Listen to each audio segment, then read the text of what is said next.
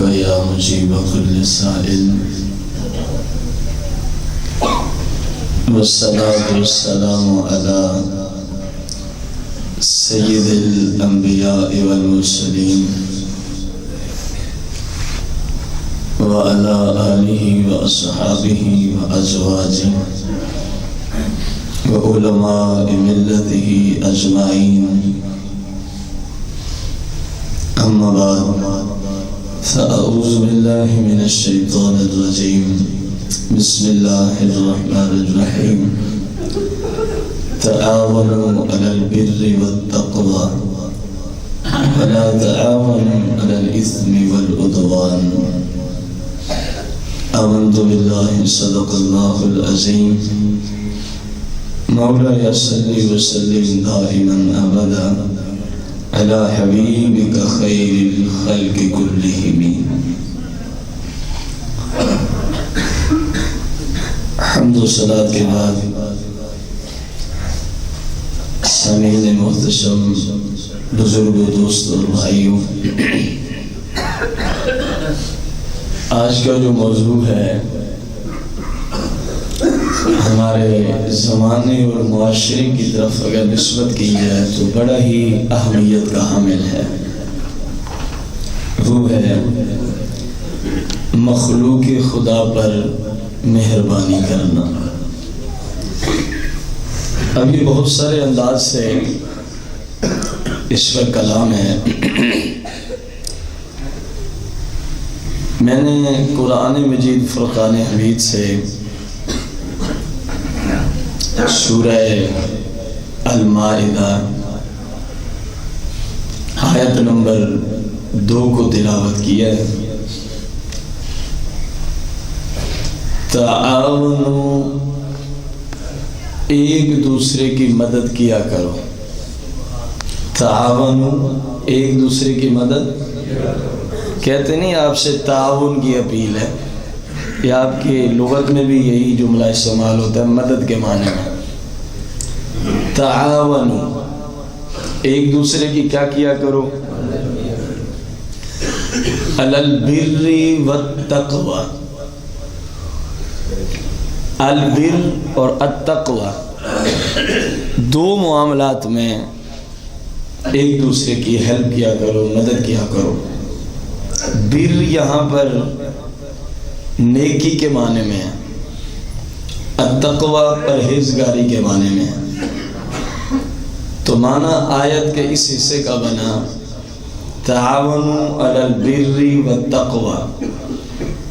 اے مسلمانوں، ایک دوسرے کی مدد کیا کرو نیکی کے کاموں میں، والتقوی اور پرہیزگاری کے کاموں میں.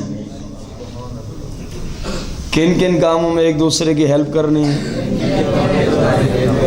کون فرما رہا ہے؟ اللہ کریم.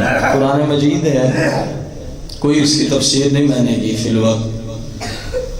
تو اب میں مسلمان ہونے کے ناطے اور آپ سب میرے بھائی بزرگ مسلم ہونے کے ناطے ہم سب پر فرض ہو گیا ہے کہ ہم نیکی اور پرہیزگاری کے کاموں میں ایک دوسرے کے معاون بنے. ایک دوسرے کے کیا بنے؟ گھر والے بھی آ گئے، پڑوسی بھی آ گئے، سارے مسلمان، کیونکہ جمع کا صیغہ ہے تعاون، کہ سب کے سب مسلمان ایک دوسرے کی مدد کریں نیکی اور پرہیزگاری کے کاموں میں. نیکی اور جس سے جس طرح ہو سکتا ہے، جس سے جس طرح، کیونکہ مالک کائنات نے اس دنیا کو بنایا ہی اس انداز سے ہے، اپنی شایان شان کہ کام ایک ہی ہے، اس کے پھر مختلف شعبے ہیں. ہر شعبے کے لیے اس خالق کائنات نے بندوں کو تخلیق فرما دیا. کوئی کس حیثیت سے اسی شعبے کو اپنا رہا ہے تو کوئی کس حیثیت سے اسی شعبے کو اپنا رہا ہے. اکیلا کوئی بھی بندہ کہے میں بس اس شعبے کے لیے اکیلا ہی کافی ہوں، یہ ناممکن بات ہے. یہ بات کیا ہے؟ ناممکن ہے. تو ہر نیکی کے کام میں، پرہیزگاری، تقوی و طہارت کے کام میں، مثال کے طور پر آپ نیکی اور طہارت پرہیزگاری کو ہی دیکھ لیں، کوئی بندہ بھی ان کاموں میں اکیلے نہیں گزارا کر سکتا، اس کو بہت ساری جگہوں پہ بہت سارے لوگوں کی مدد درکار ہوتی ہے، بہت سارے لوگوں کی کیا درکار ہوتی ہے؟ مدد درکار ہوتی ہے۔ اور اللہ کریم نے اسی لیے فرمایا ہے تعاون، اے میرے بندو ایک دوسرے کی مدد کیا کرو، ایک دوسرے کی مدد۔ تو قرآن مجید فرقان حمید سے ثابت ہو گیا کہ بندے بندوں کی مدد کرتے ہیں، بندے بندوں کی مدد کرتے ہیں، اور یہ کوئی حرام یا شرک نہیں ہے، قرآن کا حکم ہے، قرآن کا حکم ہے۔ البتہ یہ جو بندے بندوں کی مدد کرتے ہیں یہ اللہ تعالیٰ کی عطا سے کرتے ہیں، یہ اللہ تعالیٰ کی، ایکو تھوڑی سی کم کریں، یہ اللہ تعالیٰ کی عطا سے کرتے ہیں، یہ جو بندے بندوں کی ہیلپ و مدد کرتے ہیں۔ آیت کا دوسرا حصہ وَلَا تَعَاوَنُوا عَلَى الْإِثْمِ وَالْعُدْوَانِ، وَلَا تَعَاوَنُوا، اور نہ مدد کیا کرو اور نہ ساتھ دیا کرو، نہ ہیلپ کیا کرو، کس چیز پر؟ عَلَى الْإِثْمِ، جب وہ گناہ کر رہا ہو تو تم اس کے شامل حال نہ بنے کرو۔ اب اس میں بڑا کلام ہے جو شاید آج اس قسط کو یہیں شاید روک دے، ہم حدیث تک جا ہی نہ سکیں اس کی تفسیر میں شاید۔ کیا فرمایا کہ جب نیکی کا کوئی کام کر رہا ہو، پرہیزگاری کا کام کر رہا ہو، اسلام کے مطابق کام کر رہا ہو، تو اس کی مدد کرنا یہ اللہ کا حکم ہے، یہ اللہ کا کیا ہے؟ حکم ہے۔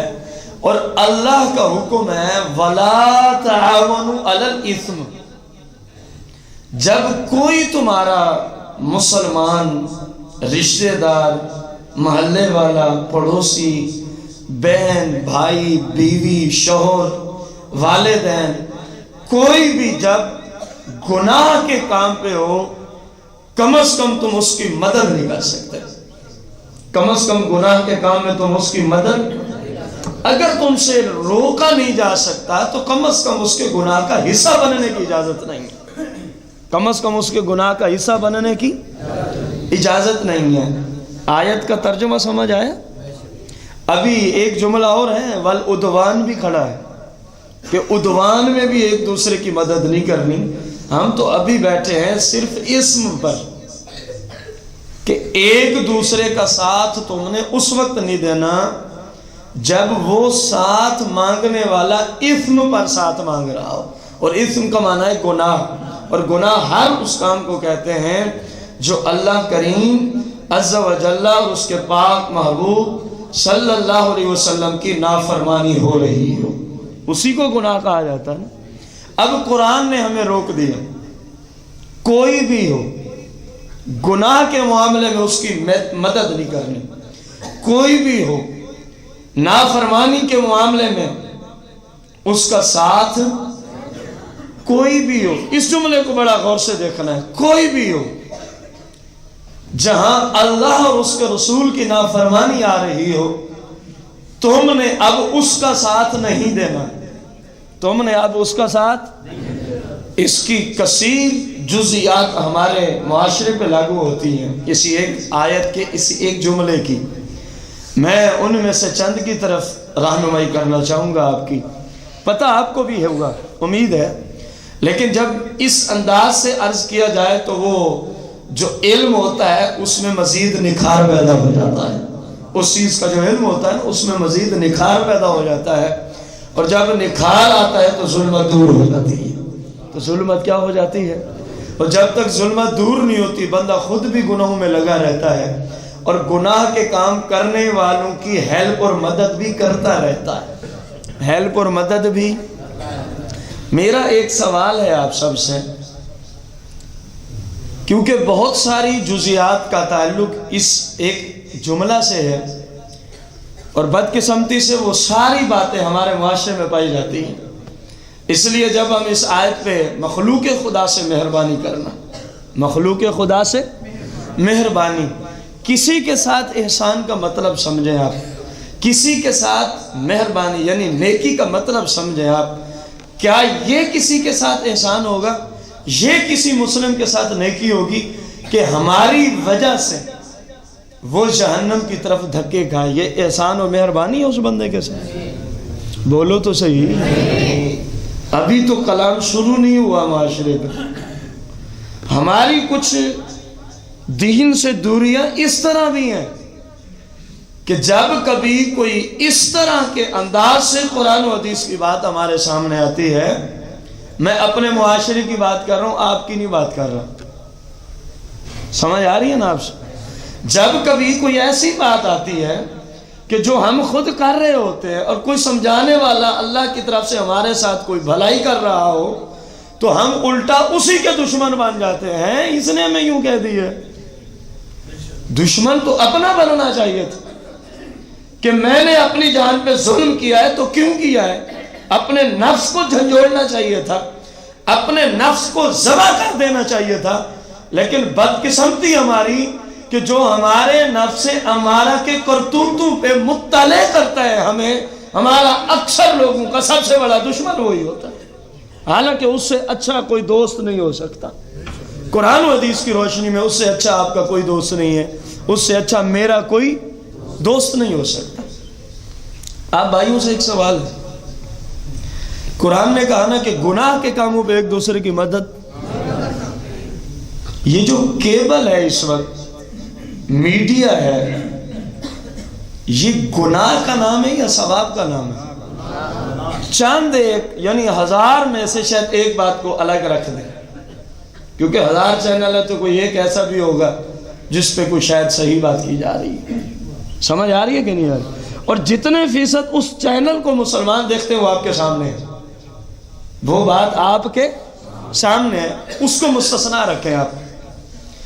جو حالات ہمارے معاشرے کے ہیں، جو اس وقت میڈیا کا نظام آ پہنچا ہے جس معیار تک، جو کئی سال پہلے یہود و نصارہ نے خواب دیکھا تھا ایک کہ یوں کریں گے تو مسلمانوں کی نوجوان نسل تباہ و برباد ہو جائے گی، اس کے سوا ان کے دلوں سے عشق مصطفیٰ نکالنا ناممکن ہے۔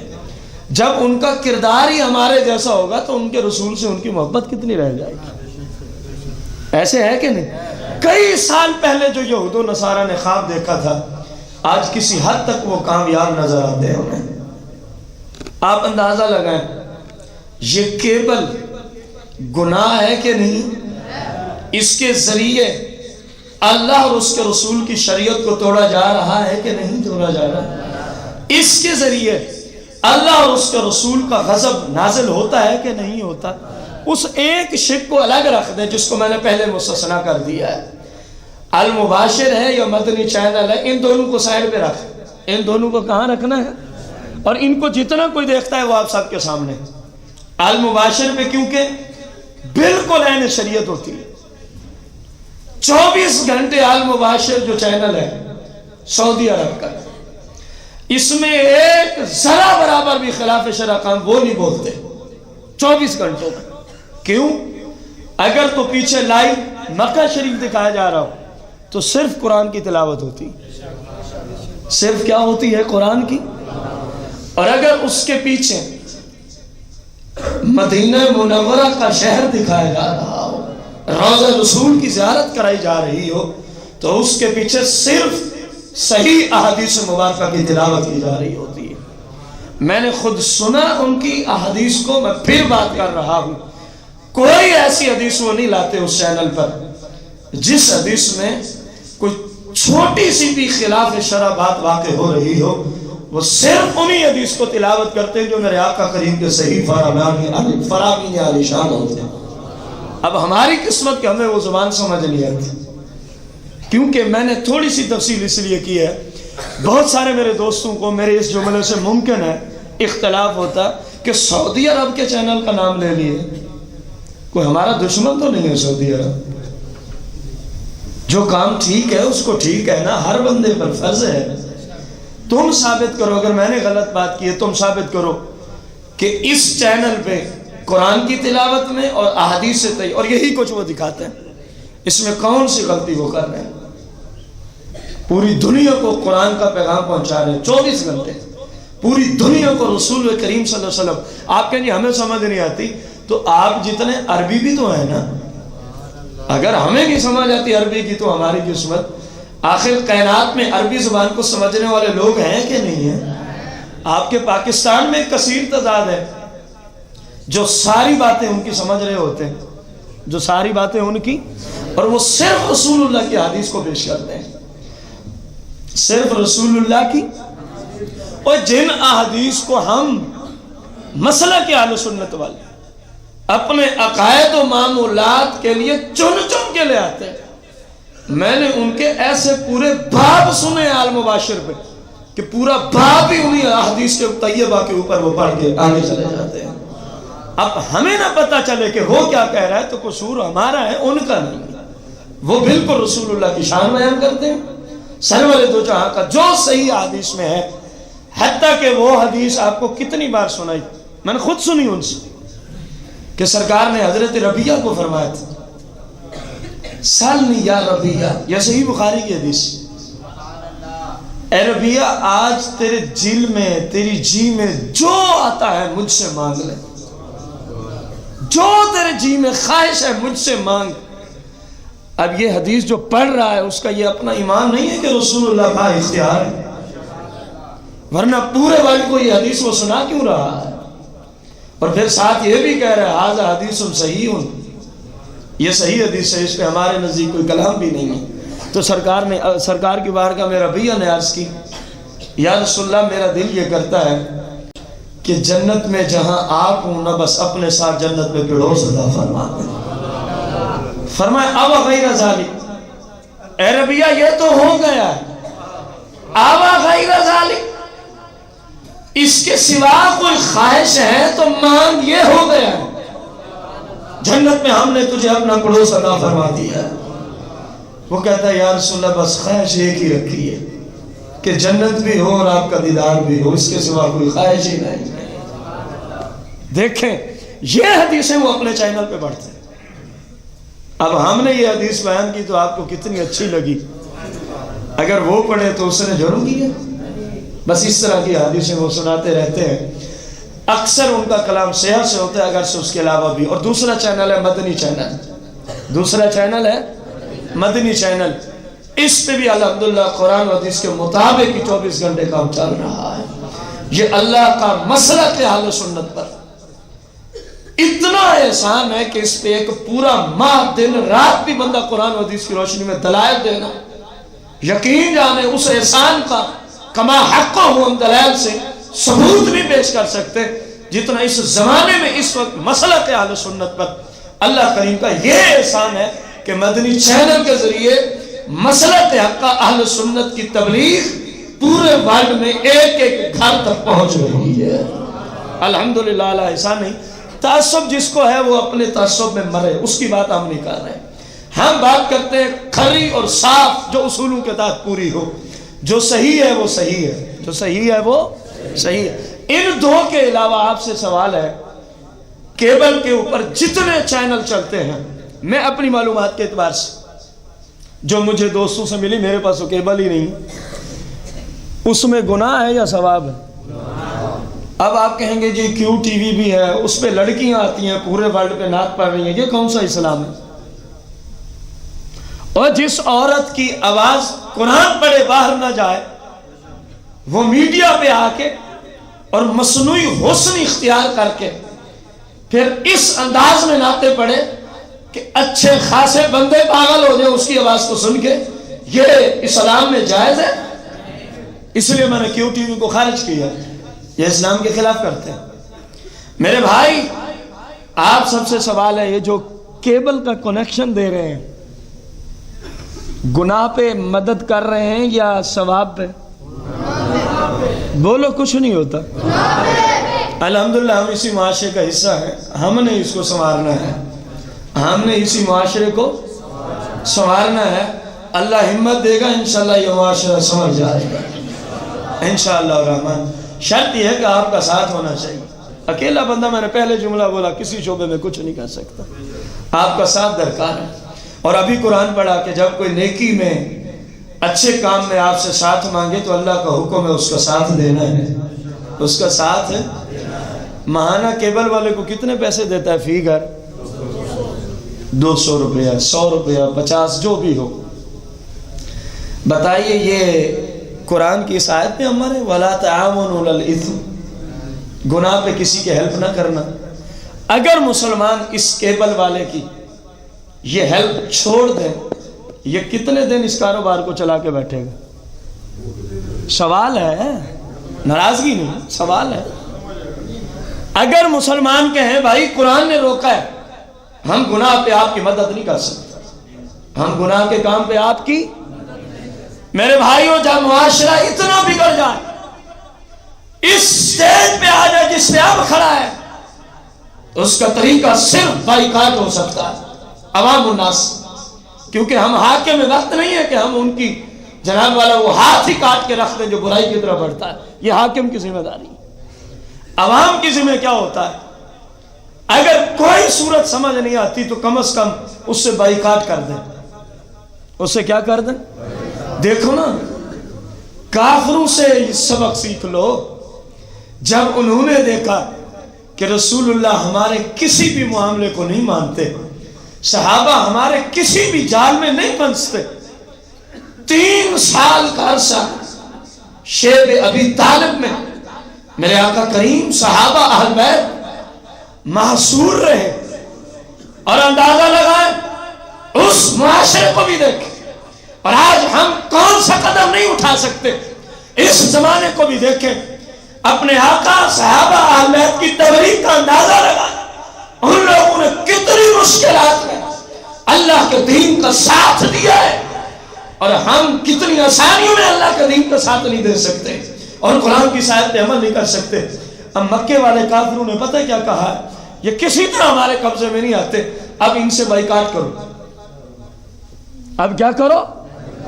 کائنات کا کوئی بازار ہو، کوئی بازار، کوئی ملک ہو، بندہ اس ملک کی کرنسی لے کے جانا تو پیسوں سے آٹا ضرور مل جاتا ہے، بندہ اس ملک کی کرنسی لے کے جانا تو پیسوں سے گھی ضرور دے دیں گے، بندہ اس ملک کی کرنسی لے کے جائے نا تو پیسوں سے کھانے پینے کی اشیاء ضرور دے دیں گے۔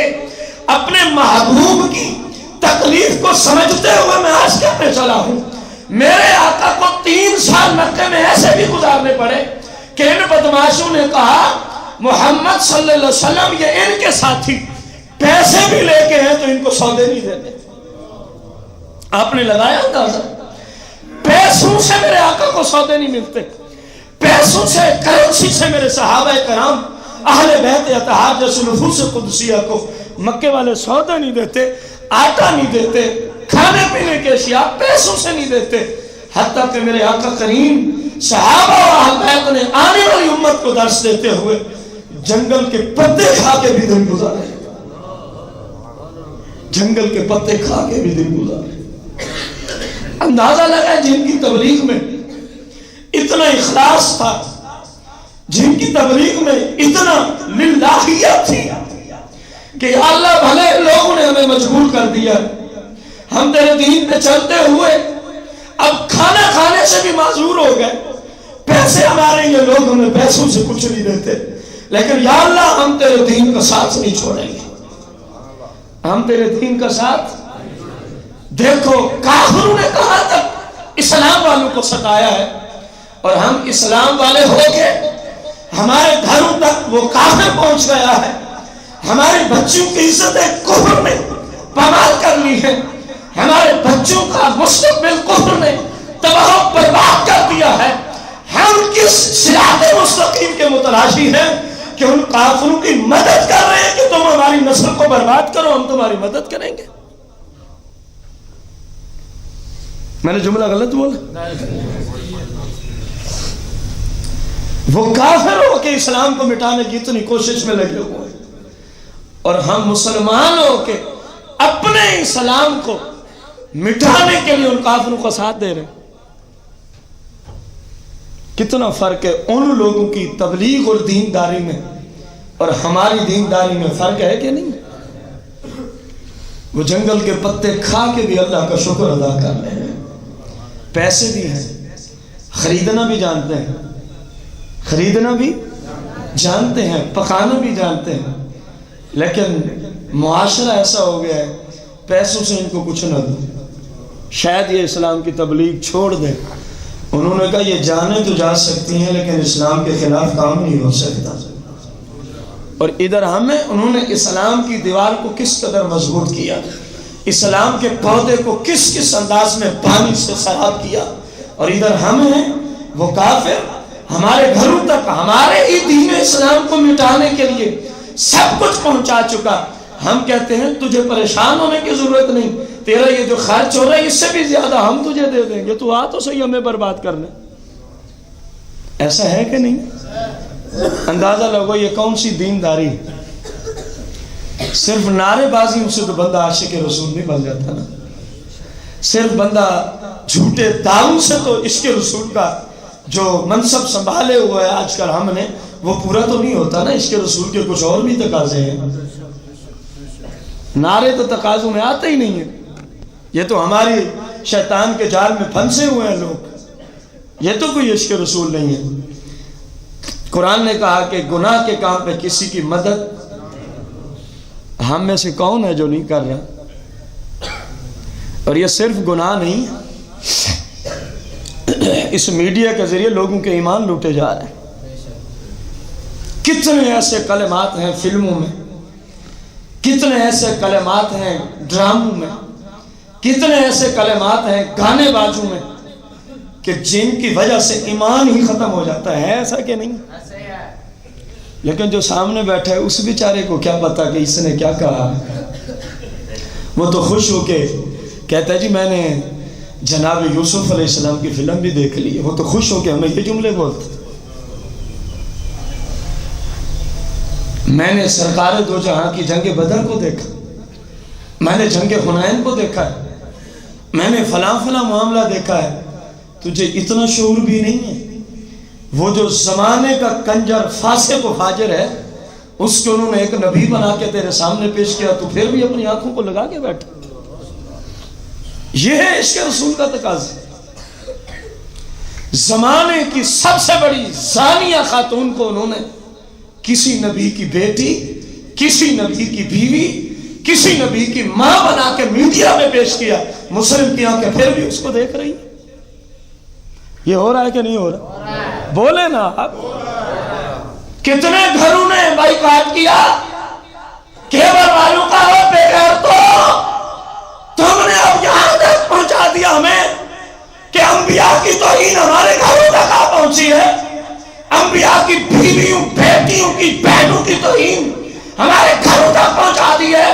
کتنے مسلمان کھڑے ہوئے ہیں کہ ہم کیبل کا کنیکشن کاٹ دیں گے، سب نے کہا تم جو مرضی کرو، ہر مہینہ تمہاری ہیلپ کریں گے۔ ہو رہا ہے کہ نہیں ہو رہا؟ مہان ہیلپ ہو رہی ہے کہ نہیں ہو رہی؟ کس چیز کی ہیلپ ہو رہی ہے؟ کفر پھیلانے کی، یہود و نصارہ کے نصاب کو پھیلانے کی ہیلپ کرتا ہے کون؟ اوہ آپ تھوڑی کرتے ہیں، جو کرتے ہیں میں تو ان کی بات کر رہا ہوں۔ کون کرتا ہے؟ مسلم، بس جملہ صرف مسلم تک رہنے تھا۔ کون ہیلپ کر رہا ہے؟ آپ سے سوال ہے، کیا یہ قرآن کی اس آیت کے مفہوم کے مطابق ہم ٹھیک کر رہے ہیں؟ تو پھر اس کا حل کرے گا کون؟ اگر آپ سن کے چلے گئے، میں نے پہلے پڑھا کہ کوئی بندہ بھی کسی بھی شعبے میں اکیلا کامیاب نہیں ہو سکتا۔ میں جتنا مرضی محنت سے اوپر سے تیاری کر کے ہوں، جتنی مرضی کتب کھنگال گیا ہوں، اگر آپ ہی میرا ساتھ نہیں دیتے تو پھر سمجھے میں اپنا وقت ہی ضائع کر رہا ہوں۔ ایسے ہے کہ نہیں ہے؟ جن کو سمجھانا مقصود ہے وہ بات ہی نہ سمجھیں تو آپ نے تو پھر میرا وقت ہی ضائع کر دیا۔ تو آپ سب کی مجھے اس نیکی کے کام پہ ہیلپ اور مدد درکار، اور اللہ کا فرمان ہے تعاونوا علی البر، جب کوئی تم سے نیکی پہ مدد مانگے جتنی طاقت ہو اس کی مدد کر دینا، اس کی مدد کر دینا. میں آپ سے بھیک مانگتا ہوں نیکی کے اس کام پہ. کون کون میری جھولی میں بھیک ڈالے گا کہ اس گند کو گھر سے کاٹ دیں؟ یہی بھیک ہے. اسی نیکی پہ آپ سے مدد درکار ہے کہ کیبل گھر سے نکل جائے. لیکن اب ماشاءاللہ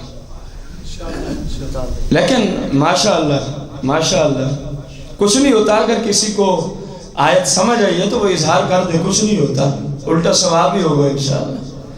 مت ڈریں بیویوں سے, مت ڈریں اپنی عورتوں سے. ان عورتوں نے ہمیں قبر آخرت سے نہیں بچانا, ہمیں اللہ اور اس کے رسول کی محبت نے قبر آخرت سے بچانا ہے. اکثر لوگ اپنی عورتوں کے نیچے اس طرح پھنس چکے ہیں کہ ان کے سامنے مجال ہے کہ کوئی جملہ بولیں, بھلے وہ ننگی بازار جائیں گے چپ بھی چپ کر کے کھڑے ہوئے. ایسے ہے کہ نہیں؟ چلو میرا ایک اور سوال ہے. اب پتہ نہیں یہ کوئی سختی تو نہیں ہو رہی؟ جن کو سمجھ آتی ہے وہ میرے ساتھ کلام کریں. کوئی سختی تو نہیں محسوس ہو رہی؟ ایک سوال ہے. اگر مثال میں اپنے آپ پہ دوں گا, کوئی مجھ سے ناراض نہ ہو. میری بیٹی جوان ہو, میری بیوی, آیت کا مفہوم ذہن میں ہے نا, مخلوق خدا سے نیکی کے کام پہ تعاون کرنا یہی مخلوق خدا سے مہربانی کرنا ہے, اور گناہ کے کام پہ ان کی مدد. میری بیٹی جوان ہے, میری بہن جوان ہے, میری بیوی جوان ہے. فرض کیا, کیونکہ بیٹی ہے نہیں, آپ کہیں گے ایسے میں نے فرض کر کے مثال دی. اور میں گھر میں بیٹھا تھا تو محلے کا سب سے شریف و نفس انسان, دل پہ ہاتھ رکھ کے سننے والی بات کرنے لگا, سب سے شریف و نفس انسان جس کی بالکل سفید داڑھی ہے, 70 سے 90 سال کے قریب اس کی عمر ہے, اور محلے میں اس کے تقوی و طہارت کی شہرت ہے کہ ہمارے محلے کا یہ بڑا ہی شریف و نفس مسلمان ہے. وہ آیا, اس نے دستک دی. کیا دی؟ جب میں آیا تو اس نے کہا بیٹا اس طرح ہے کہ اپنی بیوی, بیٹی اور بہن کو ذرا بھیجنا, میں نے ان کی تصویر لینی ہے. ابھی تو کچھ نہیں ہوا جو کچھ کہنا چاہ رہا ہوں. میں نے ان کی کیا لینی ہے؟ سارے بولیں. تو میرا کیا جواب ہوگا؟ جو میرا جواب ہے آپ بول دیں. بولیں, کچھ نہیں ہوتا. جن کو سمجھ آ رہی ہے وہی بولیں. چلو, اس لیے میں نے اپنے آپ پہ مثال فرض کی ہے کہ کوئی میرا بھائی مجھ سے ناراض نہ ہو جائے. اب میرے جملے کیا ہوں گے؟ جن کو شعور ہے اس بات کا کم از کم وہی بول دیں. کیا کہوں گا میں بابا جی کو؟ یہی جملے ہوں گے نا. کیوں؟ اس نے کون سی کو گالی دی ہے مجھے؟ میرے بھائی یہ تو شرم کے مارے آپ بول نہیں رہے, کیونکہ آپ کو سمجھ آ رہی ہے کہ یہ کہاں جانا چاہ رہا ہے. شرم کے مارے آپ بول نہیں رہے, ورنہ حقیقت یہ ہے کہ آپ کے دل اب اس بات پہ تلے ہوئے ہیں. دل کرے بندہ اس بابے کے منہ پہ تھپڑ رسید کر دے, یہ آپ کے دلوں میں جملے ہوں گے. دل کرے گولی ہو تو بندہ اس بابے کو گولی مار کے اڑا دے. دل کرے بندہ اس کو لتر پھیڑے. کیسا بے غیرت انسان ہے, میرے گھر آ کے مجھے کہتا ہے اپنی بیوی, بیٹی اور بہن کو سامنے کر میں نے کیا لینی ہے. حالانکہ ہم نے پیچھے مثال میں فرض کیا ہے کہ معاشرے کا سب سے شریف و نفس مسلمان ہے. فرض بھی کر رکھا ہے مثال کو. اور گھر میں جو میری ماں, میری بیٹی, بیوی اور بہن کا لباس ہے وہ ایسا نہیں ہے جیسا کہ میں مثال کی طرف جا رہا ہوں. اب ادھر تو ہمیں آ گئی غیرت, حالانکہ بندہ بھی سفید ریش ہے, کوئی فاسق نہیں, کوئی فاجر نہیں. آج اس کا دماغ خراب ہوا ہے, پہلے تو بڑا پرہیزگار و متقی ہے. مثال کی دنیا میں اس کا دماغ خراب ہوا ہے, ویسے نہیں ہوا, مثال کی دنیا میں. تو ہم اس کو مارنے کے درپے ہوئے. اور حالانکہ بابے نے یہ بھی نہیں کہا کہ جب تصویریں بنا لوں گا تو اتنے پیسے بھی آپ کو دینے ہوں گے. اس نے ابھی تک یہ جملے بھی نہیں بولے, اور یہ بھی نہیں کہا کہ تصویریں جو بنانے آیا ہوں آپ کو مجھے کھانا بھی دینا ہوگا. اس بیچارے نے تو کچھ بھی نہیں کہا. آپ سے سوال ہے, مہندی ہو, شادی ہو یا ولیمہ ہو، گھر کا لباس اور وہاں کا عورتوں کا لباس آپ سب کے سامنے، گھر میں ماں بہن بیٹی کا رہن سہن اور ادھر کا انداز آپ سب کے سامنے ہے، اور ادھر بابا جی ہیں بالکل شریف و نفس ہیں، 70 سے 90 سال کی عمر ہے، جو اس معاملے میں بالکل فارغ ہیں، کچھ بھی نہیں کر سکتے۔ آپ سے سوال ہے، ادھر بابا آئے تو غیرت اٹھتی ہے مسلمان کی، ادھر ایک زمانے کا بدمعاش لڑکا آتا ہے، زمانے کا اوباش قسم کا لڑکا آتا ہے، زمانے کا بدترین کردار کا مالک آتا ہے، زمانے کا سب سے بڑا فاسق و فاجر آتا ہے، جس کو پیسے بھی دیے جا رہے ہیں، جس کو کھانا بھی پیش کیا جا رہا ہے، اور بیٹیاں مائیں بیویاں ننگے سر ننگے لباس اس کے سامنے صرف پکچر نہیں موویاں بنوا رہی ہیں، تصاویر دی جا رہی ہے۔ اے غیرت مسلم، میں سوال کرتا ہوں، جب تیرے گھر بزرگ آیا تو تیری غیرت اٹھتی ہے، میں پوچھتا ہوں ان فنکشنوں میں تیری غیرت کہاں گئی ہے؟ اب نہ ہمیں کچھ کہنا، یہ تو آپ نے سختی کر دی، آپ ہمیں زندہ نہیں رہنے دیتے، اتنا سخت جملے بولے ہیں۔ میرے بھائیو، یہ سخت جملے نہیں ہیں، خدا کی قسم ہے یہ سخت جملے نہیں ہیں۔ ان جملوں کی پاسداری کی تو اللہ رسول راضی ہے۔ اگر جس طرح معاشرے میں گند پھیل چکا ہے، اب آپ اندازہ لگائیں، مسلم کی بارات ہے، ہوٹل کے باہر جو منظر ہوتا ہے وہ سب کے سامنے ہے، اسی طرح کے نہیں؟ کسی مسلم کی بارات اس طرف ہو، اسی کے مد مقابلے کا ہوٹل ہو جس میں یہودی عیسائی اور بت پرست کی بارات آئے۔ میرا سوال ہے، ان دونوں کی بارات میں مرد و عورت کا اختلاط عورتوں کے ننگے لباس کی دنیا میں، مووی کی دنیا میں بتایا جائے کتنا فرق رہ گیا؟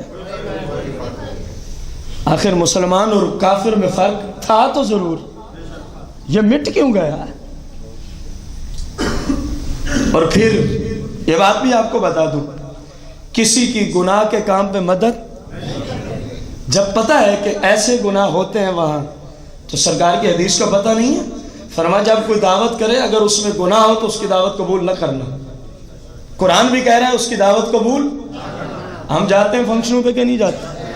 اگر آج مسلم معاشرہ اسی بات پہ ہی بائیکاٹ شروع کر دے کہ جس کی شادی میں یہ ہوگا، کم از کم ہمارے بیوی بچے نہیں چاہتے، کم از کم ہمارے بیوی بچے، تو دیکھ لیں گے کتنے لوگ کتنے دن تک یہ گند کرتے ہیں، مجبوراً چھوڑنا پڑے گا۔ لیکن ہم چاہتے ہی نہیں ہیں کہ یہ چھوٹ جائے۔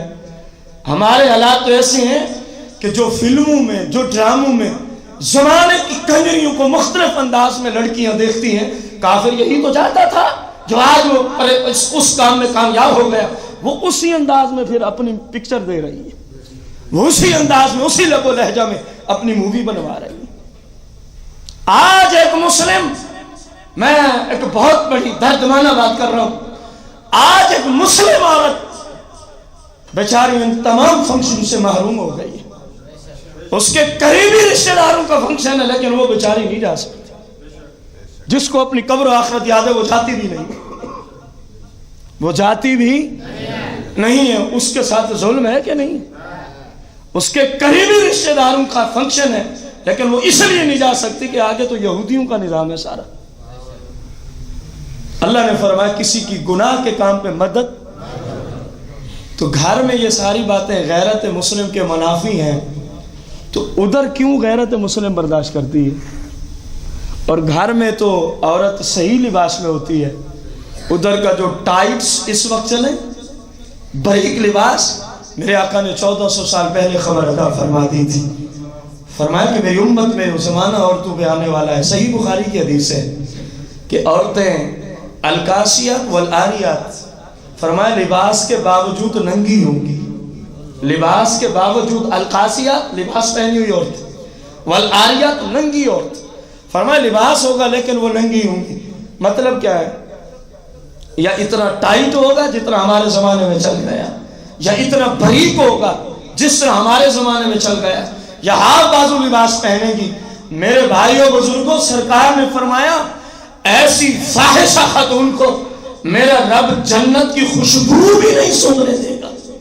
جنت میں جانا تو دور کی بات، جو شوہر خرید کے لایا ہے وہ پرہیزگار بنا بیٹھا ہے، جو بھائی خرید کے لایا ہے وہ متقی اور عاشق رسول بنا بیٹھا ہے، جو باپ خرید کے لایا ہے یا پیسے دیے جہاں جیسا جی کرتا ہے۔ میرے بھائی، اگر آپ کی بیٹی زہر لے کے آپ کے سامنے کھانے لگے تو کتنے مسلمان ہیں جو نہیں روکیں گے؟ بتائیں ذرا، بولو تو صحیح۔ پتہ چل جائے میری بیٹی کے ہاتھ میں زہر ہے، یہ ابھی پینے لگی ہے، پی لیا تو مر جائے گی، کتنے باپ ہیں جو ہاتھ کو نہیں بلند کریں گے؟ اور اس سے تو صرف جان جا رہی ہے، جس سے ایمان برباد ہو رہا ہے، اس زہر کو اپنے پیسوں سے اس کو اجازت دیتے ہو جا خرید کے لا۔ یہ زہر اتنا نقصان دہ نہیں تھا، زیادہ سے زیادہ ماری جاتی نا، وہ کل کو بھی مرنا ہی ہے۔ اس زہر نے، فحاشی اور عریانی کے زہر نے جتنا نقصان کیا، اللہ بھی ناراض ہو گیا، اللہ کا رسول بھی ناراض ہو گیا، اور اس کی ہمیشہ کے لیے، کروڑوں سالوں کے لیے اس کی زندگی جہنم کا مقدر بن گئی۔ اس پہ کیوں نہیں باپ ہاتھ اٹھاتا؟ اس پہ کیوں نہیں شوہر کا ہاتھ اٹھتا؟ اس پہ کیوں نہیں بیٹے کو غیرت آتی؟ اس پہ کیوں نہیں شوہر کو غیرت آتی، بھائی کو غیرت آتی؟ حالانکہ اللہ فرما رہا ہے وَلَا تَعَاوَنُوا عَلَى الْإِثْمِ، جب بیٹی کا لباس ہے ہی گناہ تو باپ کا پیسے دینا گناہ پہ مدد ہے کہ نہیں ہے؟ بولے تو صحیح۔ جب بیٹی کا جو بھی کام ہے ہی گناہ، بیٹے کا جو کام گناہ ہے وہ مدد والدین کر رہے ہیں تو گناہ پہ ہیلپ ہو رہی ہے کہ نہیں ہو رہی؟ حالانکہ قرآن نے تو روک دیا تھا، اللہ نے تو منع کر دیا گناہ پہ کسی کی مدد نہ کرنی۔ کیا ہم یہ معاشرہ کیا کسی اور پہ مہربانی کرے گا جن سے اپنی اولاد پہ مہربانی نہیں ہو سکی؟ موضوع ہے نا مخلوق خدا پہ مہربانی، جو اپنی بیوی پہ مہربان نہیں ہے، جو اپنی بیٹی پہ مہربان نہیں ہے۔ اب آپ کہیں گے ہم سے بڑا کوئی مہربان ہے؟ یہ تو زبانی دعوے کلام ہے، مہربان تو وہ ہے جو اپنی اولاد کو سرکار کی شریعت کے راستے پہ لگاتا ہے۔ یہ قرآن آپ کے سامنے میں نے پڑھا، میں کوئی گھر سے تو فتویٰ نہیں دے رہا۔ تو کیا خیال ہے یہ تبدیلی ممکن ہے؟ کیسے ممکن ہے؟ جب میں اپنے گھر کو کنٹرول کروں، آپ اپنے گھر کو کنٹرول کریں، وہ اپنے گھر کو کنٹرول کرے۔ انفرادیت جب جمع ہوتی ہے تو معاشرہ بن جاتا ہے، جب انفرادیت پہ کنٹرول ہو جائے گا تو معاشرہ ٹھیک ہوگا کہ نہیں ہوگا؟ اور میں آج اپنے تمام اہل محلہ کو ایک بات عرض کر دوں، میں نے سوچا تو تھا وہ سیمینار پہ عرض کروں گا لیکن اس کا وقت بہت زیادہ ہو گیا تھا۔ آج کل ایک نیا انداز نکلا ہے جناب کہ آپ جائیں نا نکاح پڑھانے، میں اپنی مثال دے رہا ہوں، آپ کی تو نہیں دوں گا کہ آپ جائیں بارات کے ساتھ، آپ جائیں ولیمہ میں اپنی مثال دوں تو وہاں ہوٹل میں میوزک چلا ہوا ہے۔ کیا چلا ہوا ہے؟ یہ سارے بھائی بزرگ سن لیں، جس بھائی کی بیٹی کے فنکشن میں یہ معاملہ ہوا کم از کم میں اس کا نکاح نہیں پڑھا سکتا۔ جب نکاح کا وقت ہو اس وقت جب میں پہنچوں، میں تو اپنے ذمہ دار ہوں نا جی، مجھ سے رسول اللہ اور اللہ نے یہ پوچھنا ہے کہ جب یہ ہو رہا تھا آپ کو کس نے اجازت دی تھی وہاں جانے کی؟ میں آپ کو پہلے اطلاع کر رہا ہوں، کوئی ناراض ہو یا راضی ہو، ایسے فنکشن میں جا کے میں نکاح نہیں پڑھا سکتا۔ قبول ہو تب بھی ٹھیک ہے، قبول نہ ہو تب بھی ٹھیک ہے۔ دوسری بات یہ بھی اب نیا نظام چلا ہے کہ جہاں عورتیں ہیں نا خواتین اسلام، وہیں سٹیج پہ دلہن بیٹھی ہے، آپ مولانا صاحب وہاں جائیں جی نکاح پڑھانے۔ یہ جملے بھی سن لیں، ہوٹل میں نکاح پڑھانے سے میں نہیں منع کر رہا، علیحدہ کمرہ بھی تو ہوتا ہے نا ان کے پاس، دلہن کو آپ وہاں بٹھا دیں، کوئی بات ہے کہ نہیں؟ اگر ایسی صورتحال ہوئی کہ عورتوں میں ہی دلہن بیٹھی ہوئی اس پورے فنکشن میں، ایک حالت ہے بچی بیٹھی ہے اس کے ساتھ اس کی ماں بیٹھی ہے، اس کی خالہ بیٹھی ہے، پھپھو بیٹھی ہے، ان کا تو ہم خود کہتے ہیں کسی بڑی عمر کی عورت کو ان کے ساتھ بیٹھا ہے، بقا سب کو علیحدہ کر دیں، بقا سب کو۔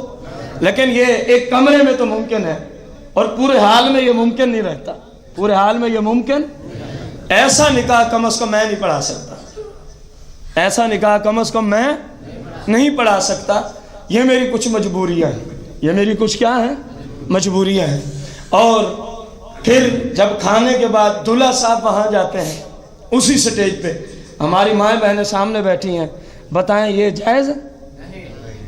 بولو تو صحیح نہیں۔ پھر اس دلہا کے ساتھ جتنے مردی و باش قسم کے لڑکے بھی چلے جائے، روکنے والا تو کوئی ہے ہی نہیں، ایسے ہے کہ نہیں؟ یہ جائز ہے؟ تو ہماری مائیں بہنیں پھر کیوں جاتی ہیں؟ کریں بھائی کاٹ، کہہ دے رشتہ داروں کو جہاں گناہ ہوگا اللہ رسول مقدم ہے، وہاں ہماری عورتیں نہیں آئیں گی۔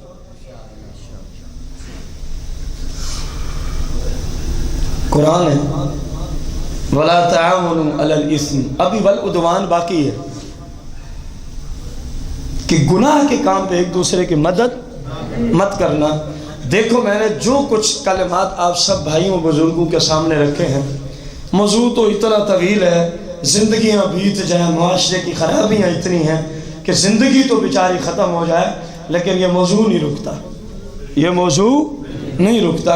ان چند کلمات کے بعد آپ سے سوال ہے کہ کیا ہمارے لیے یہ جائز ہے کہ کسی بھی طرح کے گناہ پر کسی کی مدد کی جائے؟ یہ ہمارے لیے جائز ہے؟ نہیں۔ کر تو ہم رہے ہیں، اس کا کیا فائدہ ہے کہ ہم مسجد میں بیٹھ کے کہیں نہیں جی اس طرح نہیں ہونا چاہیے، اور باہر جائیں تو اسی طرح کریں؟ مجھے نہیں پتا، میرے دعووں کلاموں کا آپ کو نہیں پتا، لیکن میں نے جس رب کو حساب دینا ہے وہ مالک تو جانتا ہے نا کہ اس کے گھر میں کیا ہے، اور یہاں میرے گھر میں بیٹھ کے کہتا کیا ہے۔ یا تو ایسا ہونا کہ جو ہو گیا سو ہو گیا، بس اب نہیں ہوگا، پھر تو جملے بولنا ٹھیک ہے، پھر تو جملے بولنا ٹھیک ہے۔ میرے بھائیوں بزرگوں، اپنی اولاد پہ کم از کم مہربانی کرنا شروع کر دو۔ جب ہم گھر والوں پہ مہربان ہو جائیں گے نا تو انشاءاللہ پھر ایسا ایسا ہمسایوں پہ بھی مہربانی شروع ہو جائے گی، پھر انشاءاللہ دور تک مہربانیوں کا سیلاب اپنا اپنا فیض انشاءاللہ پہنچاتا جائے گا۔ اور اس مہربانی کی خوشبو ایک زمانہ آئے گا، اگر ہم یہ سب اکٹھے ہو کے کھڑے ہو جائیں، ایک زمانہ آئے گا کہ اس کی خوشبو آپ جس گلی بازار میں کھڑے ہوں گے وہیں تک آپ کو معطر معطر کر رہی ہوگی، آپ کو وہ خوشبو آ رہی ہوگی کہ یہاں بھی سرکار کی اس حدیث کا فیض پہنچا ہوا ہے، اس محلہ میں بھی قرآن کی اس آیت کا فیض پہنچا ہوا ہے۔ اللہ کرے کہ وہ دن آ جائے ہماری زندگیوں میں کہ ہمارے معاشرے سے ایسی خرابیاں جو یہود و نصارہ کی ایک پرانی سازش تھی کہ یوں ان کے کلچر اور ثقافت میں یہ باتیں داخل کر دو تو پھر تم ان کو لوٹنے میں، ان کے ایمان لوٹنے میں کامیاب ہو جاؤ گے۔ آج وہ بغیرت یہودی اور عیسائی ہمیں نظر آتا ہے اپنے اس مشن میں کامیاب ہوتا ہوا۔ پیسہ مسلم کا ہے، تبلیغ یہود و نصارہ کے دین کی ہو رہی ہے۔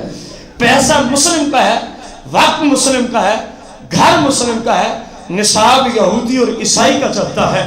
کچھ تو خدا را سوچیں، پیسہ میرا، گھر میرا، عزت میری، وقت میرا، اور نصاب سارا چلتا ہے یہود اور عیسائیوں کا۔ بتائے جو یہ مہربانی ہے یا ظلم ہے اپنے ساتھ؟ کم از کم بندہ اپنے گھر والوں پہ ہی مہربانی کرنا سیکھ جائے۔ مالک سے دعا گو ہے مخلوق خدا سے مہربانی کرنا۔ قسط نمبر اول میں جو ہم نے قرآن و سنت کا آپ کو درس دیا، اللہ مجھے بھی آپ سب کو اس کے مطابق عمل کی توفیق و ہمت عطا فرمائے۔ انشاءاللہ بشرط صحت و زندگی اگلے اتوار مخلوق خدا پر مہربانی کرنا، قسط نمبر 2، اور انشاءاللہ اس میں احادیث کا باب بھی آ جائے گا۔ امید قوی ہے، ممکن ہے والعدوان پہ ہی درس ختم ہو جائے، کیونکہ ابھی ایک آیت کا ایک لفظ باقی ہے، والعدوان، کہ عدوان کے جو کام ہیں ان پہ بھی ایک دوسرے کی تو مدد کر سکتے۔ اب عدوان پہ بھی کلام ہوگا انشاءاللہ۔ مالک ہم سب کو ہدایت اور اس پر استقامت عطا فرمائے۔ ایک مرتبہ علم شریف